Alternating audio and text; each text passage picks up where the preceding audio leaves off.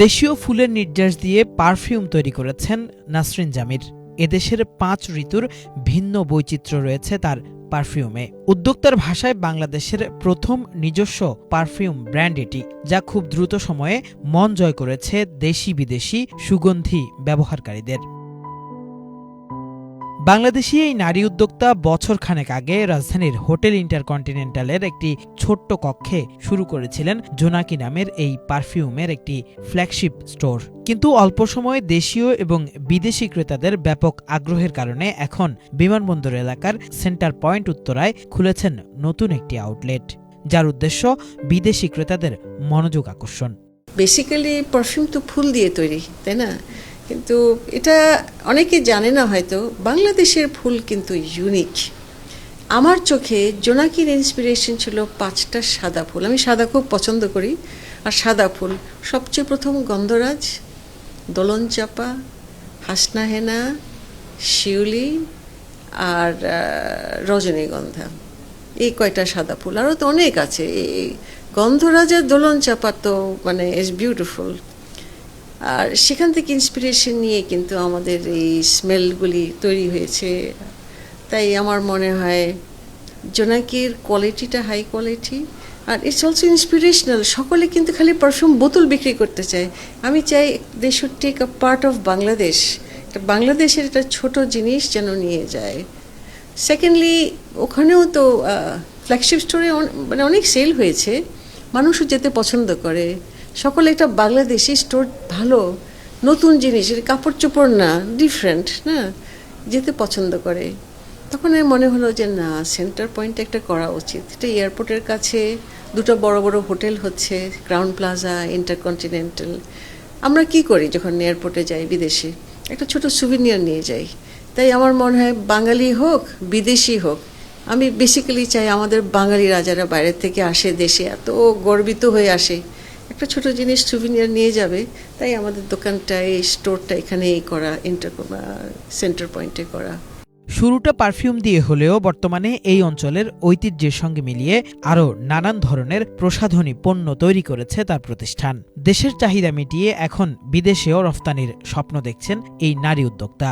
এটার নাম দিয়েছি নুরুল হায়া। নুরুল হায়া মানে light off life. Light off life আমার মনে হয় এটা একটা মোগল এরাকে রিপ্রেজেন্ট করে। যেমন আমি স্টাডি করে দেখলাম Nurjahan prestigious, it's a very Muslim thing. এটা খুব মানে আমি বলবো ইট রিপ্রেজেন্টস দ্য মুসলিম কালচার। আমরা নতুন কালেকশন করেছি, অডি পারফিউম, তারপর ছেলেদের আর মেয়েদের নতুন collection of cosmetic line, beauty product, আর তারপর এটা স্কিন কেয়ার। কারণ আমি মনে হয়, আমি বিশ্বাস করি না যে সারাদিন মেকআপ করে রাখবো। Also skin care, taking care of skin. কিন্তু হিরো প্রোডাক্ট আমাদের পারফিউম, ওটাই হলো আমাদের হিরো প্রোডাক্ট। সো তিনটা মিলে আমার মনে হয় বাংলাদেশে কেউ নাই ওরকম যে একজন perfume, cosmetic, skin care line with no investor. কোনো ইনভেস্টার নাই কিন্তু। সো উইমেন এন্টারপ্রেনাররা কিন্তু সাহসী হয়, অ্যাটলিস্ট আমার ওই সাহসটা আছে। আমি চেষ্টা করছি আগে বাংলাদেশে যদি সাকসেসফুল হই তখন আমরা এক্সপোর্ট শুরু করব। নাসরিন জমির একজন ইন্টেরিয়র ডিজাইনার। কানাডা থেকে উচ্চশিক্ষা নিয়ে দেশে ফিরে হোটেল সোনারগাঁও ও ইন্টারকন্টিনেন্টাল সহ অনেক বড় বড় প্রতিষ্ঠানের ইন্টেরিয়র ডিজাইন করেছেন। হঠাৎই শখ থেকে করেন পারফিউম ডিজাইন। বাংলাদেশের সাদা ফুলগুলোর নির্যাস দিয়ে তৈরি করেন পারফিউম। কিন্তু এই যাত্রা খুব সহজ ছিল না এই নারী উদ্যোক্তার জন্য।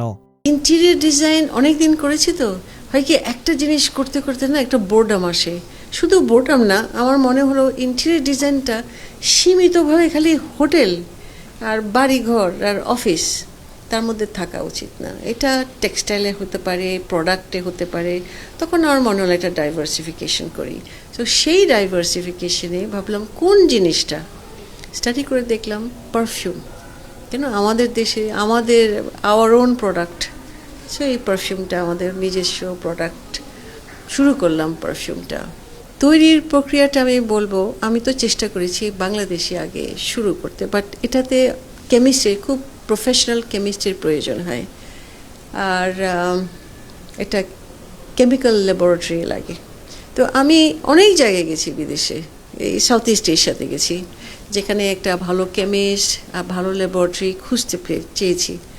ফাইনালি আমি দেখলাম মালয়েশিয়াতে একটা খুব ভালো ফ্যাক্টরি যেটা পারফিউম বানায়, আর একজন কেমিস্ট, মানে এরকম অনেক কেমিস্ট থাকে, বাট ওদের অভিজ্ঞতা 20 বছর, 25, 30, সত্যি অনেক জানে। তো ওরকম ল্যাবরেটরিতে শুরু করলাম কাজ। উইমেন এন্টারপ্রেনারদের কিন্তু সহজ না বাংলাদেশে, কিন্তু পৃথিবীর সব জায়গায় ইটস নট ইজি, বাট আপনার লেগে থাকতে হবে। ইন্টেরিয়র ডিজাইন থেকে বড় চ্যালেঞ্জ এখানে, কারণ আমার তো কোনো পার্টনার ছিল না, নো ইনভেস্টার। ব্যাংকে গেছি, সকলে বলে হাজব্যান্ডের সই আনেন, ভাইয়ের সই আনেন।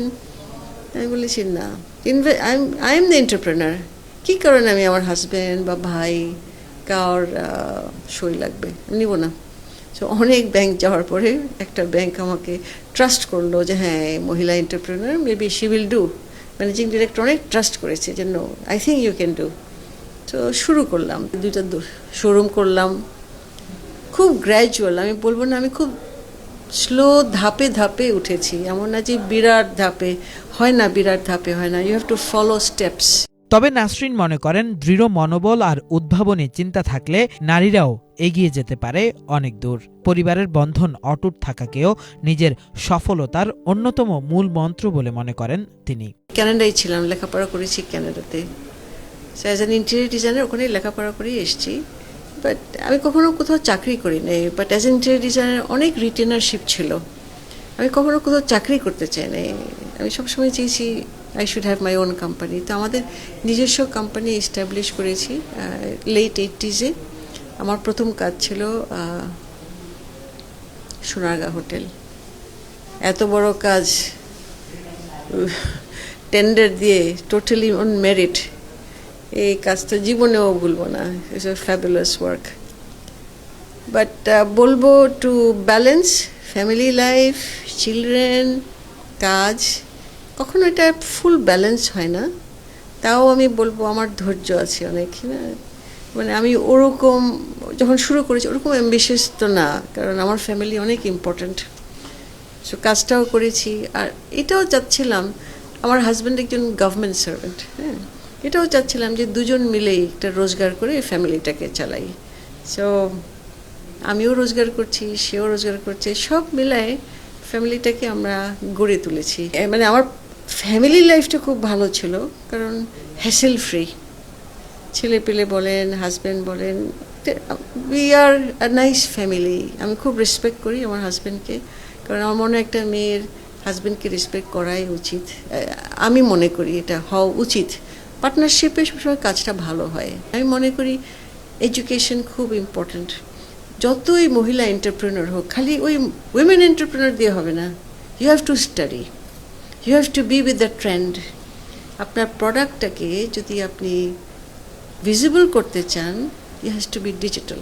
নারী উদ্যোক্তাদের সফলতা পেতে গতানুগতিকতার বাইরে কিছু করারও পরামর্শ দেন এই সফল উদ্যোক্তা।